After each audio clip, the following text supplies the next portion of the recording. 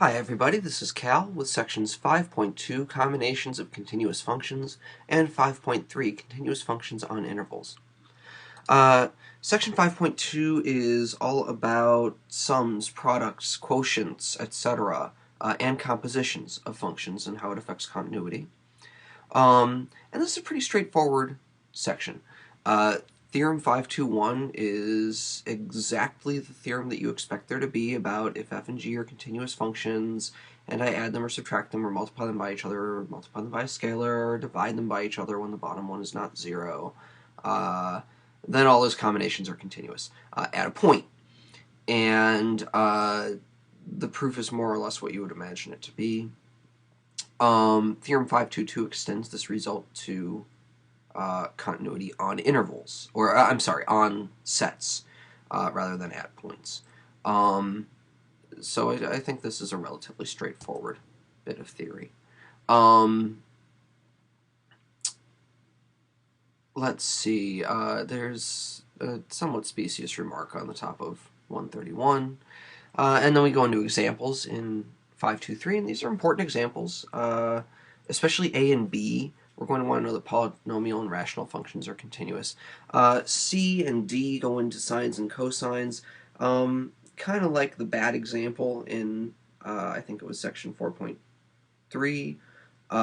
This uses properties of sines and cosines that we don't know yet. I think we're probably prepared to believe that sine and cosine are continuous functions on R, but I wouldn't get too caught up in the proof here if I were you.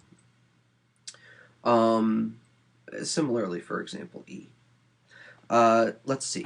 Theorem 524 tells you that the absolute value of a continuous function is continuous, and Theorem 525 tells us that the square root of a positive continuous function is continuous.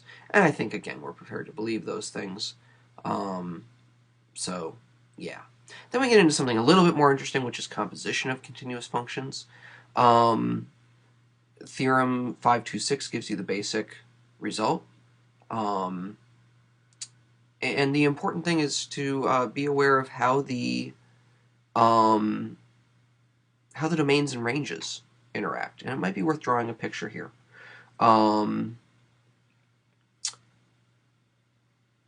So 526, 527 are 526 is about continuity at a point, and 527 extends this to continuity on a set, much like the beginning two theorems in the chapter.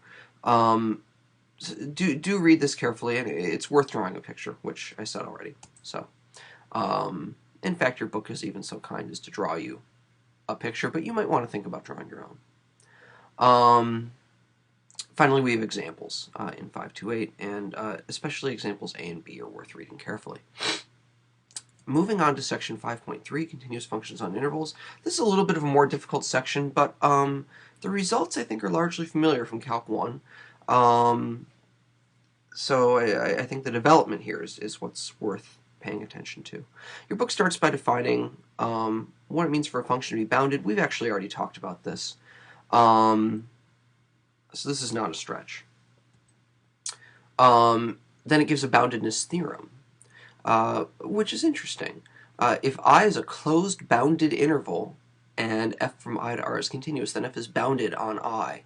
I suggest you do read through this proof pretty carefully. And your book goes into exactly why each hypothesis in this theorem is needed. I really love these three counterexamples in the middle of page 135. Then we get into the development of the maximum-minimum theorem, which you may already know under a different name, the extreme value theorem. Your book defines an absolute maximum and an absolute minimum of a function.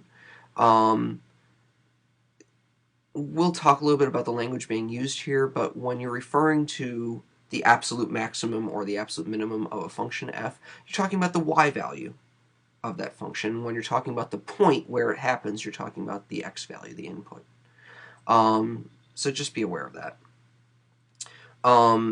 There's a note on the bottom of the page, which is that a continuous function on a set A does not necessarily have to have an absolute maximum or minimum on the set, and it has a good counterexample there.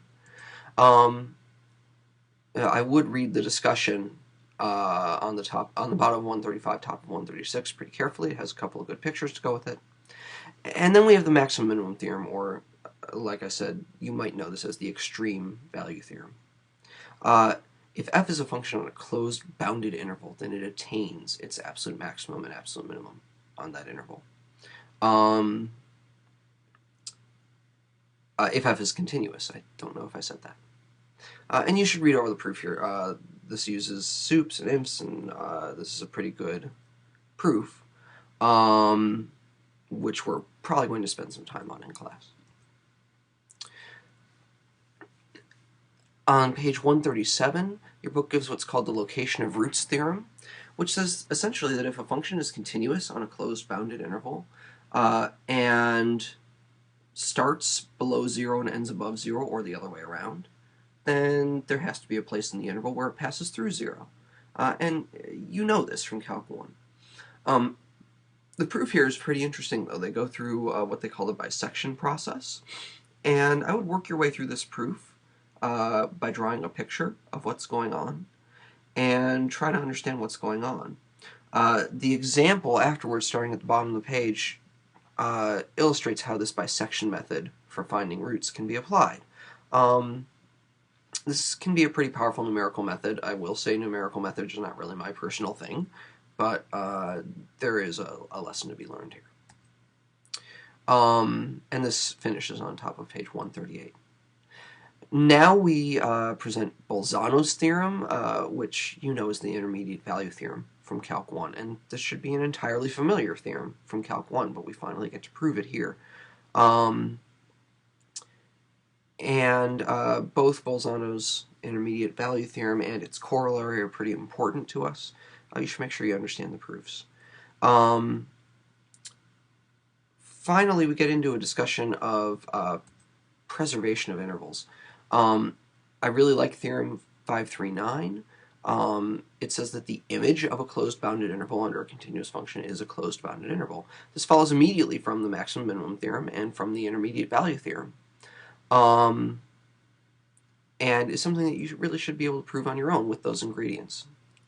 The warning in the middle of the page is really important, as is the picture. And then there's a good discussion about preservation theorems at the bottom of the page.